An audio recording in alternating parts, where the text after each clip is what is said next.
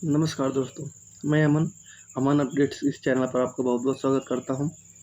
आज हम देखेंगे देश दुनिया से पड़ने वाली महत्वपूर्ण खबरों के बारे में, उनसे बनने वाली महत्वपूर्ण करंट अफेयर क्वेश्चन में। और अपनी नई शुरुआत की कुछ लाइनों से संघर्ष जितना लंबा और गहरा होगा, सफलता का सूर्योदय उतना ही भव्य होगा। आप जितना संघर्ष करेंगे, जितनी ही मेहनत करेंगे अपने लक्ष्य को पाने के लिए, जितना ज़्यादा टाइम लगेगा, जितनी ही मेहनत लगेगी और सफलता उतनी ही बड़ी दिखेगी, उतना ही चिल्ला के बोलेगी, आपकी जयकार करेगी। चलिए बढ़ते हैं हम अपने प्रश्न की तरफ। हमारा आज जो पहला प्रश्न होगा वो फीफा से है। फीफा विश्व कप 2026 का खिताब किस देश ने जीता? तो कल फाइनल ही था इसको, तो इसको स्पेन विजेता रही इस बार की, अर्जेंटीना को हराकर। 20 जुलाई 2026 को समाप्त हुए फीफा विश्व कप के रोमांचक फाइनल मुकाबले में स्पेन ने अर्जेंटीना को एक्स्ट्रा टाइम में 1-0 से हराकर इतिहास रच दिया। न्यू जर्सी के मेटलाइफ स्टेडियम में खेले गए इस मैच में फेरन टोरेस ने 106वें मिनट में गोल दागा। अब देखिएगा, ये फेरन टोरेस इसने फाइनल मुकाबले में एक ही गोल हुआ है, तो इसने दागा है। 106वें मिनट में निर्णायक गोल दागा। यह स्पेन का दूसरा विश्व कप खिताब है। इस मैच को महान फुटबॉलर लियोनेल मेसी के आखिरी मैच के विश्व कप में माना जा रहा है कि शायद यह मैच मेसी का आखिरी मैच होगा। इसके अपडेट की बात कर लें, पूरे इतिहास में मतलब 2026 का जो वर्ल्ड कप था फीफा वाला, इसके बारे में इसका मेज़बान देश देखेंगे तो कनाडा और मेक्सिको और यूएसए, 3 देश इसके मेज़बान देश थे। कुल 48 टीमों ने भाग लिया था। 104 मैच खेले गए थे। 19 जुलाई को इसका फाइनल हुआ। विजेता स्पेन रहा, उपविजेता अर्जेंटीना। और गोल्डन बूट का जो मिला है अवार्ड, वो किलियन एम्बाप्पे जो फ्रांस के कप्तान हुए हैं उनको मिला है। और प्रमुख विजेताओं की बात की जाए तो 1930 में जब पहली बार हुआ था, उरुग्वे में ये आयोजन हुआ था और उरुग्वे में ही इसका विजेता हुए थे। इटली और 34 में, 38 में, इस तरह आप देख लीजिएगा। आपको 2022 का विजेता देखेंगे तो आप अर्जेंटीना पीछे जो इस बार विजेता रही, और 2026 का स्पेन इसका फाइनलिस्ट रही, 2026 में विजेता। अब सबसे सफल टीमों की बात करेंगे तो ब्राज़ील 5 विश्व कप जीत चुकी है, इटली 4 विश्व कप, जर्मनी 4, अर्जेंटीना 3 बार और फ्रांस 2 बार, और स्पेन भी अब 2 बार जीत चुकी है। तो बढ़ते हैं अपने अगले प्रश्न की ओर, जो हमारा दूसरा प्रश्न है। हाल ही में किस एशियाई देश ने हरित भविष्य और शुद्ध शून्य उत्सर्जन लक्ष्य के तहत कार्बन बॉर्डर एडजस्टमेंट मैकेनिज्म के समकक्ष अपने खुद की ग्रीन टैरिफ नीति लागू की घोषणा की है? तो दक्षिण कोरिया ने इस नीति को लागू करने की घोषणा की है। दक्षिण कोरिया सरकार ने यूरोपीय संघ EU के कार्बन बॉर्डर एडजस्टमेंट मैकेनिज्म के तर्ज पर आयातित उच्च कार्बन उत्पाद पर एक नया ग्रीन टैरिफ लगाने का फैसला किया है। इसका उद्देश्य घरेलू इस्पात और एल्युमिनियम उद्योगों की रक्षा करना, जो भारी पर्यावरण मानकों को पालन करते हैं। यह कदम वैश्विक व्यापार में क्लाइमेट क्लब नीतियों को बढ़ाते हुए प्रभाव को दर्शाता है, और UPSC और स्टेट PCS मुख्य परीक्षा में यह पर्यावरण अर्थशास्त्र खंड के लिए बेहद महत्वपूर्ण जरूरी है। और बात करें नॉर्थ कोरिया की, तो अब देख लेंगे उसके पड़ोसी देखेंगे, रसिया, चाइना और जापान इसके पड़ोसी देश हो जाएंगे। राजधानी की बात करें, प्योंगयांग इसकी राजधानी है। सर्वोच्च नेता राष्ट्रपति की बात है, किम जोंग उन इसके, जो कि तानाशाह जैसा माना जाता है, बढ़िया हेयर कट उसका, तो किम जोंग उन इसके सर्वोच्च नेता। और प्रधानमंत्री किम तोक हुन। राष्ट्रीय मुद्रा बात करें, उत्तर कोरियन वान। और अंतर्राष्ट्रीय भू राजनीतिक संबंध देखे तो रूस के साथ सैन्य साझेदारी। 19 जुलाई 2026 को उत्तर कोरिया विदेशी मंत्री चो सोन हुई ने मास्को में रूसी राष्ट्रपति व्लादिमीर पुतिन से मुलाकात की, जहां पुतिन ने यूक्रेन युद्ध में उत्तर कोरिया द्वारा दिया गया गोला बारूद के समर्थन के लिए धन्यवाद किया।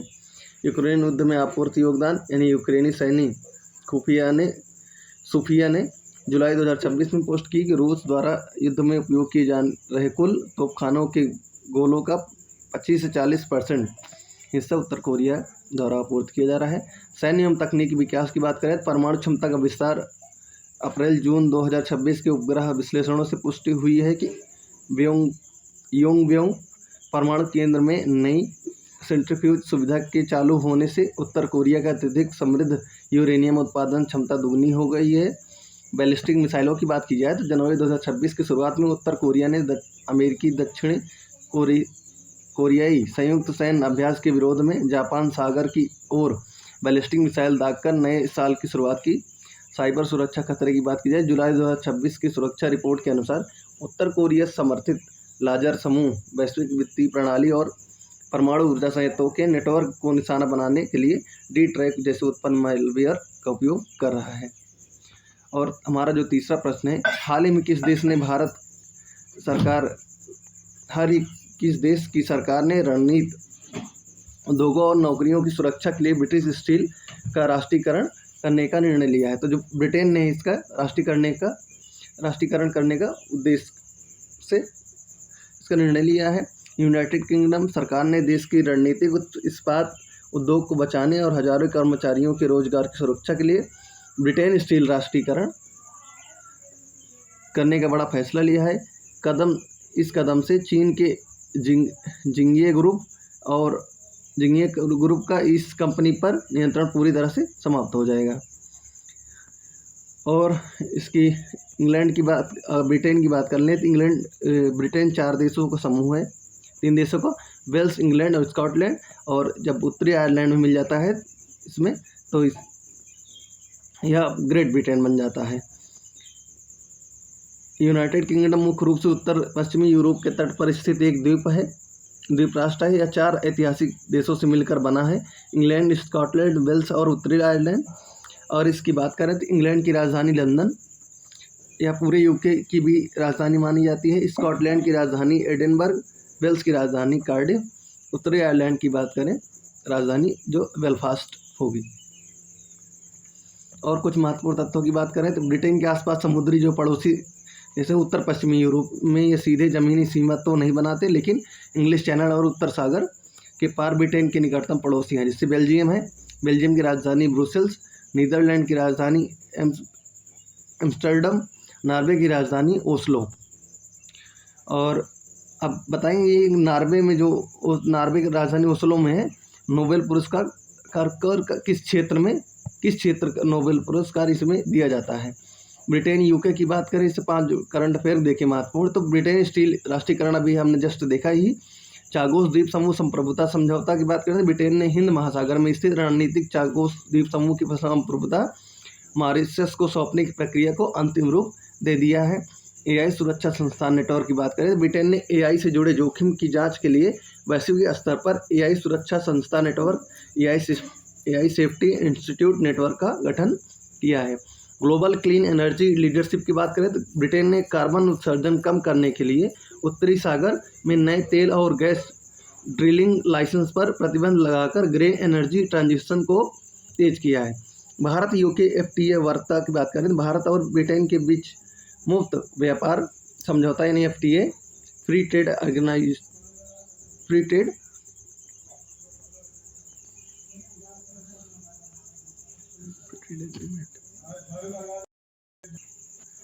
ट्रेड एग्रीमेंट को अंतिम रूप देने के लिए द्विपक्षीय व्यापार, सुरक्षा और टैरिफ नियमों पर अंतिम दौरे की बैठक आयोजित की गई। चौथा प्रश्न आज का हमारा है, भारत और किस देश ने द्विपक्षीय संबंधों को मजबूत करने, ये फिर से शायद दूसरा है। भारत और किस देश ने द्विपक्षीय संबंधों को मजबूत करने के लिए रक्षा सहयोग बढ़ाने और आतंकवाद विरोधी अभियानों के लिए ज्वाइंट टास्क फोर्स के गठन का सहमति व्यक्त की है। तो ये वियतनाम के साथ ये समझौता हुआ है। भारत और वियतनाम ने दक्षिण चीन सागर में रणनीतिक स्थिरता और समुद्री सुरक्षा सुनिश्चित करने के लिए रक्षा साझेदारी को अपग्रेड किया है। नई दिल्ली में आयोजित द्विपक्षीय वार्ता के दौरान लॉजिस्टिक्स समझौते और आतंकवाद विरोधी संयुक्त कार्यबल को मंजूरी दी गई है। यह भारत के एक्ट ईस्ट पॉलिसी के तहत भारत प्रशांत क्षेत्र में सुरक्षा ग्रिड को मजबूत करने का एक बड़ा कदम है। और वियतनाम के बारे में कुछ देख लें तो वियतनाम दक्षिण पूर्व एशिया का इंडो चाइना प्रायद्वीप के पूर्वी तट पर स्थित एक लंबा और सकरा देश है जिसका आकार अंग्रेजी के एस अक्षर से मिलता जुलता दिखाई देता है। राजधानी की बात करें तो इसके हनोई राजधानी है। और हो ची मिन्ह सिटी इस पहले साई सांग कहा जाता था। देश के दक्षिणी भाग में स्थित यहाँ का सबसे बड़ा आर्थिक केंद्र है। पड़ोसी देश की बात करें तो वियतनाम की ज़मीनी सीमाएं 3 देशों से लगती हैं। उत्तर में चीन, पश्चिम में लाओस के साथ और दक्षिण पश्चिम में कंबोडिया के साथ ऐसा लगता है। समुद्री सीमा और सागर की बात करें, इसके पूर्व और दक्षिण में दक्षिण चीन सागर स्थित है। इसके उत्तर पश्चिम तटीय हिस्से को देखें तो टोकिन की खाड़ी, गल्फ ऑफ टोकिन, और दक्षिण पश्चिम हिस्से में थाईलैंड की खाड़ी कहा जाता है। प्रमुख नदियों की बात करें, लाल नदी और मेकांग नदी वियतनाम के सबसे उपजाऊ डेल्टा क्षेत्रों का निर्माण करती हैं, बहुत ज़्यादा इम्पोर्टेंट नहीं है। और वियतनाम से इंडिया से जो कुछ करंट अफेयर है रिलेटेड, उनको हम देख लेते हैं। दक्षिण चीन सागर में अभी जस्ट हमने देख किया आया। और सेमीकंडक्टर हब का विकास करें वैश्विक तकनीक कंपनियों को आकर्षित करने के लिए वियतनाम ने अपनी राजधानी हनोई में एक विशाल नेशनल सेमीकंडक्टर इकोसिस्टम और अनुसंधान केंद्र स्थापित करने की घोषणा की है। आसियान सुरक्षा वार्ता की बात करें, दक्षिण चीन सागर में चीनी जहाज़ों की बढ़ती घुसपैठ के खिलाफ वियतनाम ने फिलीपींस और मलेशिया के साथ मिलकर एक त्रिपक्षीय समुद्री सुरक्षा ग्रिड बनाने का प्रस्ताव रखा है। हरित ऊर्जा निवेश समझौता की बात करें, वियतनाम ने कार्बन उत्सर्जन घटाने के लक्ष्य के तहत एशियाई विकास बैंक यानी ADB के साथ $2 बिलियन की ग्रीन एनर्जी ट्रांजिशन फंड पर हस्ताक्षर किए हैं। डिजिटल कर कानून व्यवस्था की बात करें, वियतनाम सरकार ने देश में संचालित होने वाली वैश्विक तकनीकी और ई-कॉमर्स कंपनियां जैसे गूगल, अमेजॉन हैं, इन पर 6.5% का नया डिजिटल सेवा कर लागू किया है। मेकांग डेल्टा पर्यावरण संकट की बात करें, जलवायु परिवर्तन के कारण मेकांग नदी डेल्टा में बढ़ते समुद्री खारे पानी की प्रवेश को रोकने के लिए वियतनाम ने एक राष्ट्रीय मैंग्रोव बहाली परियोजना शुरू की है। भारत और वियतनाम के बीच होने वाले प्रमुख सैन्य अभ्यासों की बात देख करें, विनबैक्स भारत और वियतनाम के थल सेना द्वारा, और इन VPN बिलाट की बात करें तो भारत और वियतनाम की नौसेना द्वारा, पैसेक्स की बात करें तो भारत और वियतनाम की नौसेना के बीच रणनीतिक जलमार्गों में होने वाला समुद्री गश्ती अभ्यास है। बढ़ते हैं अपने अगले जो 5वें प्रश्न की ओर। तो भारत के किस संवैधानिक निकाय मंत्रालय ने देश में चुनावी पारदर्शिता को बढ़ाने के लिए डिजिटल वोटर वेरिफिकेशन और real time facial authentification pilot project शुरू किया है? तो जो भारत के निर्वाचन आयोग है उसने यह पहल शुरू की है। और भारत निर्वाचन आयोग ने फर्जी मतदान को रोकने और दूर दराज के क्षेत्रों में निष्पक्ष चुनाव सुनिश्चित करने के लिए चुनिंदा राज्यों के उपचुनाव में आर्टिफिशियल इंटेलिजेंस आधारित रियल टाइम फेशियल ऑथेंटिफिकेशन का परीक्षण शुरू किया है। और यह महत्वपूर्ण होगा सभी एग्ज़ामों के लिए। और अगर इतिहास देखें, भारतीय जो चुनाव आयोग है इसके इतिहास देखें, 25 जनवरी 1950 को हुई थी इसकी स्थापना। इसी उपलक्ष्य में हर वर्ष राष्ट्रीय मतदाता दिवस 25 जनवरी को मनाया जाता है। संवैधानिक प्रावधान की बात करें तो संविधान के भाग 15 अनुच्छेद 324 से 329 तक इसका स्वायत्त निकाय है। प्रथम प्रमुख की बात करें, भारत के प्रथम मुख्य चुनाव आयुक्त सुकुमार सेन जी थे। संरचना की बात करें तो सदस्य संख्या वर्तमान में यह 3 सदस्यीय निकाय है, 1 चुनाव आयुक्त और 2 अन्य चुनाव आयुक्त होंगे। बहुसदस्यीय इतिहास की बात करें तो मूल रूप से यह 1 सदस्यीय था, लेकिन 1 अक्टूबर 1993 से इसे अस्थायी रूप से बहुसदस्यीय बनाया गया है। नियुक्ति की बात करें तो राष्ट्रपति द्वारा प्रधानमंत्री, लोकसभा में विपक्ष के नेता और एक कैबिनेट मंत्री के चयन की सिफारिश पर किया जाता है। और इसके कार्यकाल की बात करें तो इसके 6 वर्ष या 65 वर्ष की आयु तक जो भी पहले पूरा हो जाए। और करंट अफेयर की कुछ बात कर लें तो चुनाव में फर्जी वोटिंग के लिए अभी जस्ट में रियल टाइम फेशियल ऑथेंटिफिकेशन के लिए इसने किया है। दूसरा करंट अफेयर की बात करें तो घरेलू प्रवासियों के लिए रिमोट इलेक्ट्रॉनिक वोटिंग मशीन के तकनीक विकास और देशव्यापी उपयोग पर काम तेज हुआ है। तीसरा करंट अफेयर देखेंगे तो अनिवासी भारतीय के लिए इलेक्ट्रॉनिक पोस्टल बैलेट प्रणाली की मंजूरी देने के लिए प्रक्रिया अंतिम चरण पर पहुंच चुकी है। और बढ़ते अगले जो 6वां प्रश्न हमारा है, केंद्रीय बजट के तहत घोषित PM श्री योजना के प्रभावी कार्यान्वयन में किस राज्य या केंद्र शासित प्रदेश ने देश में पहला स्थान प्राप्त किया है? तो उत्तर प्रदेश ने इसमें पहला स्थान प्राप्त किया है। PM schools for rising India योजना के तहत अत्याधुनिक बुनियादी ढांचे और राष्ट्रीय शिक्षा नीति के मानकों को लागू करने में उत्तर प्रदेश शीर्ष स्थान पर रहा है। इस योजना के तहत राज्य के हजारों स्कूलों को स्मार्ट क्लास और आधुनिक प्रयोगशालाओं से लैस किया गया है। स्टेट पीसीएस और एसएससी परीक्षाओं के लिए सरकारी योजना बहुत महत्वपूर्ण है, जो पीएम श्री योजना है। और इसके बाद उत्तर प्रदेश के अगर कुछ संक्षिप्त इतिहास देखेंगे तो इसके प्रथम महिला मुख्यमंत्री सुचेता कृपलानी जी थी। प्रथम महिला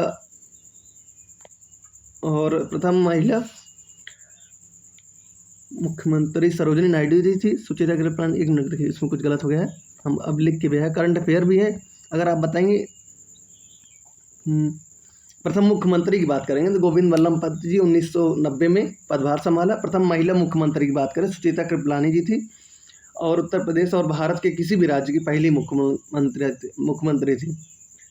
और प्रथम राज्यपाल की बात करें तो सरोजिनी नायडू जी 15 अगस्त 1947 से 2 मार्च 1949 तक रही।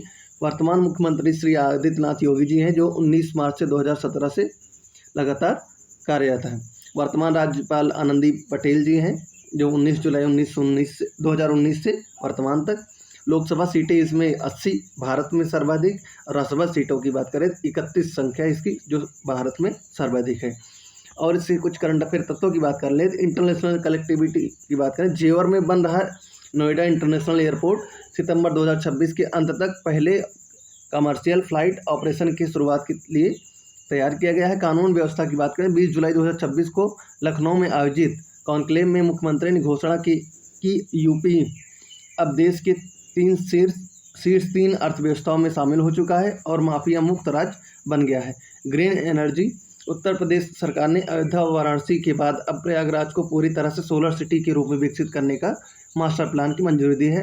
धार्मिक पर्यटन की बात करें, सावन के पावन महीने की शुरुआत के साथ ही काशी विश्वनाथ मंदिर और अयोध्या में श्रद्धालुओं की सुरक्षा के लिए पहली बार AI संचालित क्राउड मैनेजमेंट सिस्टम लागू किया गया है। कृषि एवं सिंचाई की बात करें, राज्य सरकार ने बुंदेलखंड क्षेत्र में पानी की कमी को दूर करने के लिए केन बेतवा लिंक परियोजना के तहत राष्ट्रीय नहरों की आधुनिकीकरण के लिए नया बजट आवंटित किया है। ये केन बेतवा लिंक परियोजना वही है जिसके खिलाफ इस समय नारेबाजी और प्रदर्शन चल रहा है। और शिक्षा एवं नवाचार की बात करें तो यूपी के सरकारी प्राथमिक स्कूलों में बच्चों की उपस्थिति परफॉर्मेंस ट्रैक करने के लिए विद्या समीक्षा केंद्र की तहत एक नया डिजिटल पोर्टल लॉन्च किया गया है। एक्सप्रेस वे नेटवर्क की बात करें, गोरखपुर लिंक एक्सप्रेस वे को पूर्वांचल एक्सप्रेस वे से जोड़ने वाली मुख्य सुरण्य परियोजना का अंतिम चरण पहुंच चुका है। संस्कृत विरासत की बात करें तो लखनऊ में गोमती नदी के किनारे उत्तर प्रदेश की पारंपरिक हस्तशिल्प कला को बढ़ावा देने के लिए एक नए राज्य स्तरीय शिल्प ग्राम का निर्माण किया जा रहा है। अपने 7वें प्रश्न की ओर बढ़ते हैं। तो हाल ही में किस राज्य के कैबिनेट ने समान नागरिकता संहिता यानी यूसीसी विधेयक के मसौदे को मंजूरी दी है, जिससे जनजातियों को छूट दी गई है? तो मध्य प्रदेश सरकार ने ऐसा फैसला किया है। तो मध्य प्रदेश कैबिनेट ने राज्य में समान नागरिकता संहिता विधेयक के ड्राफ्ट को मंजूरी दे दी है। इस विधेयक की खास बात यह है कि इसमें आदिवासी समुदायों को इस कानून के दायरे से बाहर रखा गया है। कानून में बहुविवाह पर प्रतिबंध और लिव इन रिलेशनशिप है जो ना का अनिवार्य पंजीकरण जैसे कड़े प्रावधान शामिल है। और मध्य प्रदेश की अगर इतिहास के बारे में बात करें तो 1 नवंबर 1956 को इसकी स्थापना हुई थी। जबकि इसका वर्तमान स्वरूप 1 नवंबर 2000 को छत्तीसगढ़ के अलग होने के बाद अस्तित्व में है। प्राचीन नाम और पहचान की बात करें, इसे प्राचीन काल में अवंती यानी उज्जैनी और चेदी महाजनपद के नाम से जाना जाता था। इसे भारत का हृदय, टाइगर स्टेट, लेपर्ड स्टेट और नदियों का मायका भी कहा जाता है। और ये बताएंगे मध्य प्रदेश की जो एक कहते हैं जीवनदायिनी नदी है ना, उसको क्या कहा जाता है, क्या नाम है, कौन सी नदी है जिसको जीवन रेखा कहा जाता है? और प्रमुख राजवंश की बात करें, यहाँ मौर्य, गुप्त, चंदेल, खजुराहो के मंदिर निर्माता, परमार, राजवा, भोज और सिंधिया होलकर राजवंशों ने शासन किया। ऐतिहासिक धरोहर की बात करें तो यूनेस्को की तो यूनेस्को की विश्व धरोहर सूची में एमपी के 3 स्थल शामिल है। खजुराहो का मंदिर 1986, सांची का स्तूप 1989 और भीमबेटका गुफाएं 2003 में शामिल हुई थी यूनेस्को की विश्व धरोहर में। अगर प्रमुख लोक नृत्य और लोक संगीतों की बात की जाए, प्रमुख नृत्य है जो राई इसका नृत्य है।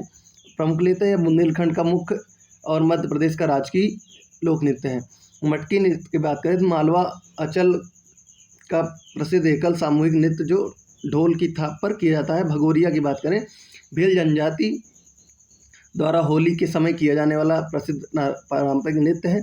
बधाई व बरेदी की बात करें, बुंदेलखंड क्षेत्र के उत्सव का नृत्य है।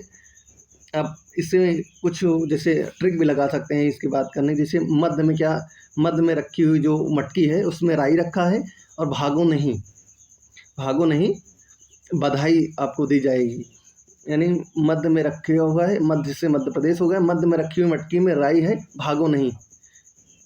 इसे थोड़ा ट्रिक लगाएंगे जिससे हमें याद भी होगा। और प्रमुख लोक संगीत की बात करें तो भरतहरी गायन ये वहाँ लेते हैं, आल्हा गायन और कलगी तुर्रा यहाँ की प्रमुख संगीत हैं।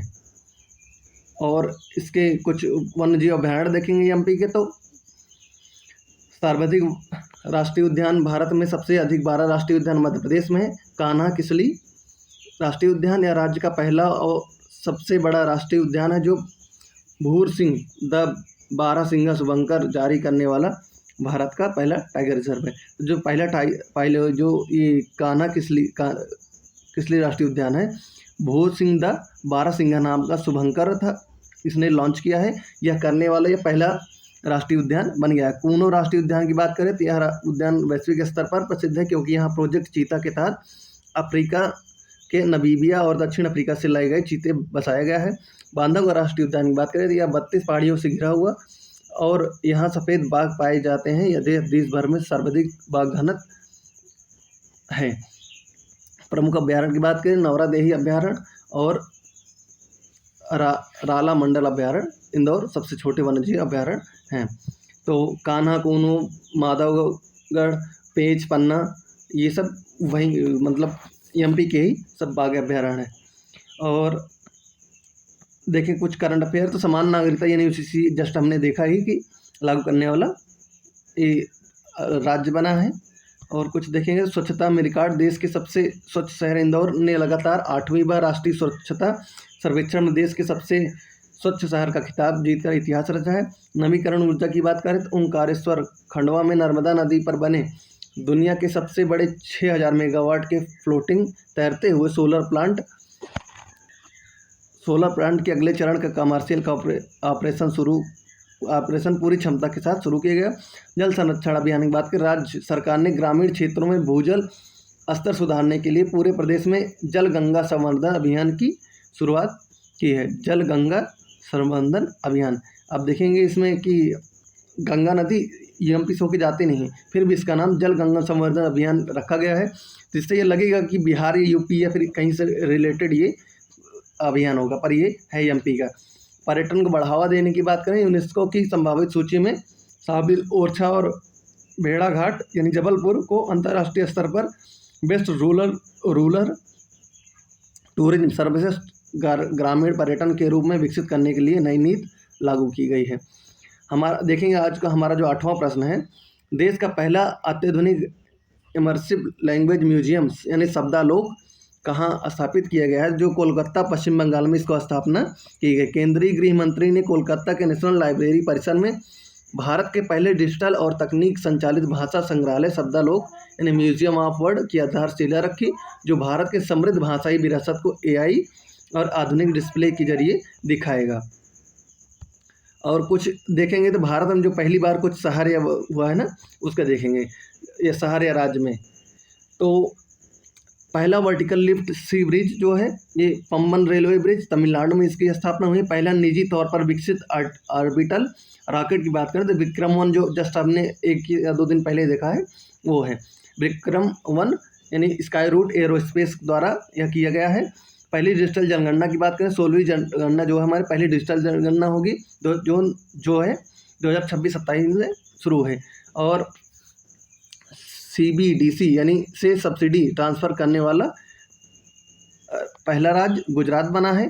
पहला राज्य स्तरीय निवेश अनुकूलता सूचकांक नीति आयोग द्वारा जारी किया गया है। शीर्ष स्थान पर राज्य जो है गुजरात होगा।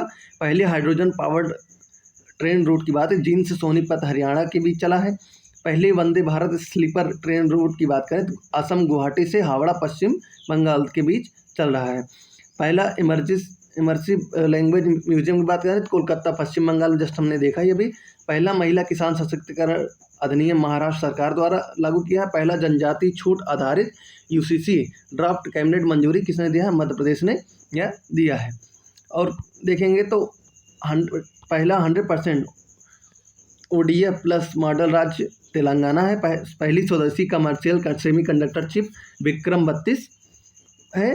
पहली अंडर वाटर मेट्रो नदी टनल की बात करें हुगली नदी कोलकाता मेट्रो पश्चिम बंगाल। और पहला सरकारी विद्या समीक्षा केंद्र वाली बात करें तो उत्तर प्रदेश होगा। पहला राष्ट्रीय ग्रामीण विकास सम्मेलन की बात करें छत्तीसगढ़ में। और पहला पूर्णतः एआई संचालित क्राउड मैनेजमेंट सिस्टम धार्मिक स्थलों की बात करें तो अयोध्या काशी में शुरू किया गया है। देश के सबसे गहरे भूतापी कुएं की बात करें पूगा घाटी लद्दाख में हुआ है।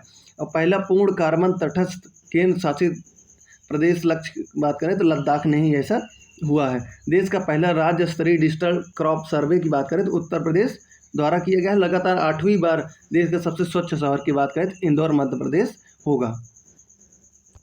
बढ़ते हैं अपने 9वें प्रश्न की ओर। राष्ट्रीय अल्पसंख्यक आयोग के नए अध्यक्ष के रूप में किसे नियुक्त किया गया है? तो जो हरजीत सिंह ग्रेवाल जी हैं इनको नियुक्त किया गया है अल्पसंख्यक आयोग का। केंद्र सरकार ने वरिष्ठ प्रशासनिक और सामाजिक कार्यकर्ता हरजीत सिंह ग्रेवाल को राष्ट्रीय अल्पसंख्यक आयोग का अध्यक्ष नियुक्त किया है। यह आयोग राष्ट्रीय अल्पसंख्यक आयोग अधिनियम 1952 के तहत स्थापित एक वैधानिक निकाय है। और कुछ महत्वपूर्ण नियुक्तियों की बात कर लें तो थल सेना अध्यक्ष जनरल धीरज सेठ जो 30 जून 2026 से पदभार संभाले हैं। राष्ट्रीय अल्पसंख्यक की बात करें हरजीत सिंह ग्रेवाल अभी जस्ट हमने देखा ही। इसरो के डॉक्टर वी नारायण जी जनवरी 2025 कार्यभार। नए चीफ डिफेंस यानी सीडीएस की बात करें लेफ्टिनेंट जनरल NS राजा जी हैं। और नए नौसेना अध्यक्ष की बात करें एडमिरल कृष्णा स्वामीनाथन जी। भारत के 26वें मुख्य चुनाव आयुक्त ज्ञानेश कुमार जी हैं। नए चुनाव आयुक्त की बात करें विवेक जोशी जी।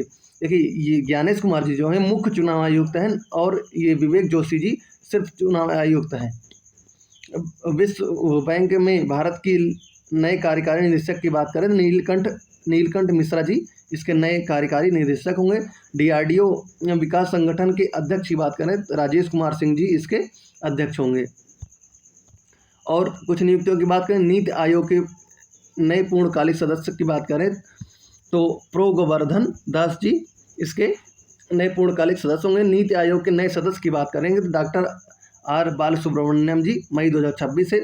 प्रसार भारती के नए अध्यक्ष के रूप में प्रसून जोशी जी। और केंद्रीय फिल्म प्रमाणन बोर्ड यानी CBFC के नए अध्यक्ष के रूप में शशि शेखर वेम्पति जी हैं। महानिदेशक यानी भारतीय मानक ब्यूरो BIS के संजय गर्ग जी होंगे। Open network for digital commerce के नए प्रबंधक निदेशक व CEO के रूप में विभोर जैन जी का नियुक्ति हुई है। नए राजस्व सचिव की बात करें जो संजय मल्होत्रा जी हैं वो होंगे। नए वित्तीय सेवा सचिव की बात करेंगे तो नागराजू मदिरल्ला जी हैं। नए कोऑपरेटिव मामलों के सचिव की बात करें दीप्ति गौर मुखर्जी। नए स्वास्थ्य सचिव की बात करें तो पूर्ण सलीला श्रीवास्तव जी नए स्वास्थ्य सचिव होंगे। नए इस्पात सचिव की बात करें संदीप पौड्रिक जी नए इस्पात सचिव होंगे। बढ़ते हम अपने 10वें और अंतिम प्रश्न की ओर।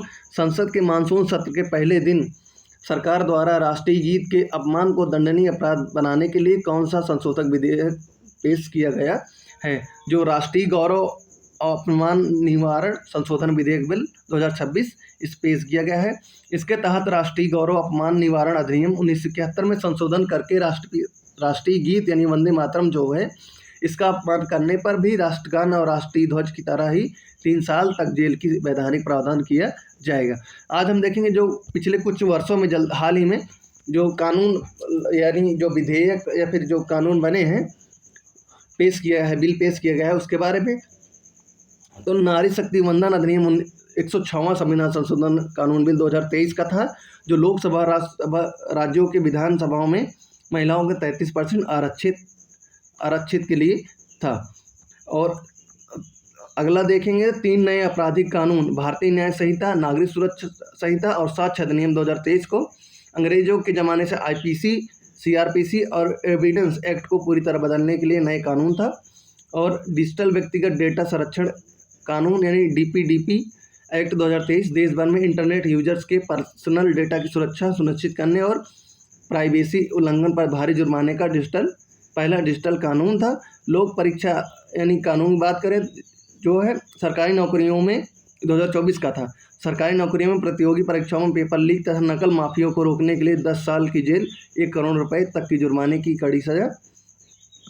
और जम्मू और कश्मीर पुनर्गठन 2019 का देखें तो अनुच्छेद 370 के तहत ऐतिहासिक प्रावधानों को समाप्त कर जम्मू कश्मीर और लद्दाख के 2 अलग अलग केंद्र शासित प्रदेश में विभाजित कर दिया गया। नागरिक संशोधन कानून यानी सीएए 2019 की वाली बात देखेंगे तो पाकिस्तान, बांग्लादेश और अफगानिस्तान से आए प्रताड़ित धार्मिक अल्पसंख्यक हिंदू, सिख, बौद्ध, जैन, पारसी, ईसाई, इसमें मुस्लिम नहीं है, अल्पसंख्यक हैं पर इसमें मुस्लिम नहीं है, भारत की नागरिकता देने का वैधानिक प्रावधान किया गया। ये कब का कानून था? ये 2019 का कानून था।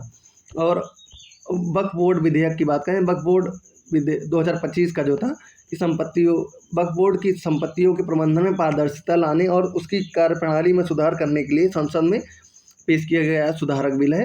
आयकर विधेयक बात करें 2025 का चाहे तो देश के प्रत्यक्ष कर व्यापार को सरल बनाने, पुरानी जटिलताओं को दूर करने और करदाताओं को राहत देने के लिए लाया गया व्यापक टैक्स सुधार बिल था। मुख्य चुनाव आयुक्त और अन्य चुनाव आयुक्त नियुक्त सेवा के शर्तें और कार्य अवधि की बात करें, कानून 2023 का था। मुख्य चुनाव आयुक्त यानी ईसीसी और चुनाव आयुक्त ईसी के नियुक्ति के लिए प्रधानमंत्री, विपक्ष के नेता और एक कैबिनेट मंत्री के 3 सदस्यीय चयन समिति का गठन करने वाला महत्वपूर्ण कानून था। वन संरक्षण संशोधन अधिनियम कानून जो था 2023 का, भारत के अंतर्राष्ट्रीय सीमाओं के पास रणनीतिक राष्ट्रीय सुरक्षा परियोजनाओं को तेजी से मंजूरी देने और पर्यावरण संरक्षण नीतियों को आधुनिक बनाने वाला वन्यजीव व पर्यावरण कानून है। आप देखेंगे तो यहाँ रक्षक ही भक्षक बने हैं। पेड़ों के 4000 पेड़ों की कटाई हो रही है उत्तराखंड में इस समय, सिर्फ विकास के नाम पर। विकास और पर्यावरण साथ नहीं चल सकते, इसका दावा करना गलत है। और कुछ अतिरिक्त टॉप लाइन देखेंगे, जो कुछ देखेंगे इसके तहत करंट अफेयर की बात करें, शंघाई सहयोग संगठन की बात करें, भारत के राष्ट्रीय सुरक्षा सलाहकार ने 20 जुलाई 2026 को नई दिल्ली में आयोजित एससीओ सदस्य देशों की सुरक्षा सचिवों की उच्च स्तरीय बैठक की अध्यक्षता की। वैश्विक सूचकांक की बात करें, विश्व आर्थिक मंच द्वारा जारी अत्यंत वैश्विक लैंगिक अंतराल सूचकांक 2026 में भारत ने लंबी छलांग में लगाते हुए वैश्विक रैंकिंग में 112वां स्थान हासिल किया है। रक्षा समझौता, भारतीय नौसेना और फ्रांस की नौसेना ने हिंद महासागर क्षेत्र में समुद्री सुरक्षा मजबूत करने के लिए 20 जुलाई को प्रोजेक्ट वरुण 2026 रणनीतिक समझौते पर हस्ताक्षर किए। आप सोचेंगे ये कहाँ से है, तो ये देखेंगे जैसे 10 प्रश्न हम देखते थे, पर शायद कहीं कुछ जैसे 2-4 प्रश्न ऐसे भी रहते थे जो बहुत इंपॉर्टेंट होते थे परीक्षा की दृष्टि से, लेकिन छूट जाते थे। तो हम देख रहे हैं लगभग 4 से 5 क्वेश्चन डेली कुछ अतिरिक्त के रूप में ला देंगे जो वन लाइनर फॉर्म में होंगे। 10 प्रश्न हम पढ़ेंगे, उसका विश्लेषण पढ़ेंगे, उससे जुड़े स्टैटिक के तत्व पढ़ेंगे, पर 4 से 5 क्वेश्चन अलग से ऐड कर देंगे जो परीक्षाओं की दृष्टि से बहुत महत्वपूर्ण साबित होंगे। और तो उसी रूप में ये जोड़ा गया है। बैंकिंग और अर्थव्यवस्था की बात करें तो भारतीय रिजर्व बैंक ने देश में डिजिटल लेनदेन को सुरक्षित बनाने के लिए एआई संचालित फ्रॉड डिटेक्शन सिस्टम कवच 2.0 को पूरे बैंकिंग सेक्टर में अनिवार्य रूप से लागू कर दिया गया है। और देखें जो समझौता प्रोजेक्ट वरुण था, ये किसके बीच हुआ था? भारतीय नौसेना और फ्रांस नौसेना ने की थी। खेल जगत की बात करें, 20 जुलाई 2026 को बैंकॉक में आयोजित एशियाई एथलेटिक्स चैंपियनशिप के पहले दिन भारत के भाला फेंक खिलाड़ी अन्नू रानी ने स्वर्ण पदक जीता है, नेशनल रिकॉर्ड स्थापित किया है। जब कभी वुमेन्स के लिए भाला फेंक की बात आएगी तो अन्नू रानी, इनका नाम अब बिल्कुल याद रखेगा। तो और देखते हैं हमारा अगला जो चलता है हमेशा डेली याद करने का, 1 जुलाई को यानी राष्ट्रीय और अंतर्राष्ट्रीय महत्वपूर्ण दिवस की बात करें तो 1 जुलाई को नेशनल चिकित्सा दिवस और सीए डे और जीएसटी दिवस, 2 जुलाई को विश्व खेल पत्रकार दिवस, 3 जुलाई को अंतर्राष्ट्रीय प्लास्टिक बैग मुक्त दिवस, 4 जुलाई को अमेरिकी स्वतंत्रता दिवस, विश्व जनसंख्या दिवस 11 जुलाई को, मलाला दिवस जो है 12 जुलाई को, 15 जुलाई को विश्व युवक कौशल दिवस, 17 जुलाई को अंतर्राष्ट्रीय न्याय के लिए विश्व दिवस, और 18 जुलाई को नेल्सन मंडेला दिवस, 20 जुलाई को शतरंज दिवस, और 20 जुलाई को अंतर्राष्ट्रीय चंद्रमा दिवस, 22 जुलाई को राष्ट्रीय आम दिवस और राष्ट्रीय प्रसारण दिवस, 26 जुलाई को कारगिल विजय दिवस, और 28 जुलाई को विश्व हेपेटाइटिस और विश्व प्राकृतिक संरक्षण दिवस, 29 जुलाई को अंतर्राष्ट्रीय बाघ दिवस और 30 जुलाई को अंतर्राष्ट्रीय मित्रता दिवस मनाया जाता है। तो दोस्तों, हमारी क्लास आज की यहीं पर समाप्त होती है। अगर आपको ये क्लास पसंद आ रही हो, जो मैंने स्टैटिक फैक्ट्स और फिर सब जोड़े, अगर ये पसंद आ रही है, चैनल को सब्सक्राइब जरूर करें, अपने दोस्तों के साथ शेयर करें और चैनल को, वीडियो को लाइक करें। अगर और कुछ भी इसमें सुधार चाहते हैं तो आप कमेंट ज़रूर बताएं, हम सुधार करने की कोशिश करेंगे। अब देखेंगे जैसे हमारे ये डेली इंपॉर्टेंट डेज का याद करने का डेली हम पढ़ रहे हैं, काफ़ी बार हो जा रहा है, तो हम देखेंगे एक दिन अब ट्राई करेंगे, एक दिन जो है वो याद करेंगे इंपॉर्टेंट डे, और एक दिन कोई और फैक्ट डाल लिया करेंगे। ठीक है, चलिए मिलते हैं अगले वीडियो में। आज के लिए धन्यवाद।